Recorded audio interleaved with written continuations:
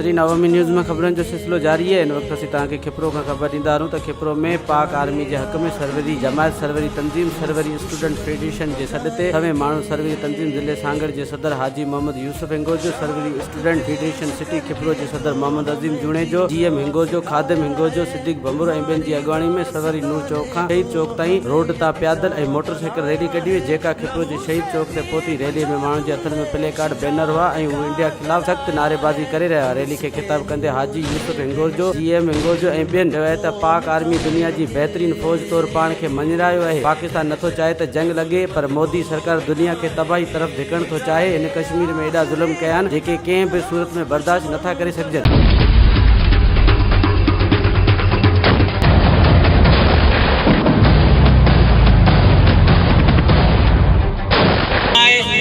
तव्हां पाक फौज आर्मी सां बशाना बियो ऐं जे पाकिस्तान जे लाइ जेकी कुर्बानी ॾिनी आहे। अॼु बि असांजा जेके फौजी आहिनि जवान, उहे बॉर्डर ते असांजी हिफ़ाज़त करे रहिया आहिनि।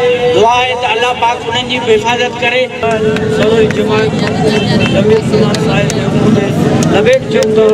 इंशाअल्लाह ताला अल्लाह साईं पाक आर्मी खे ताक़त ॾिनी आहे ऐं इंशाअल्लाह ताला रहंदी।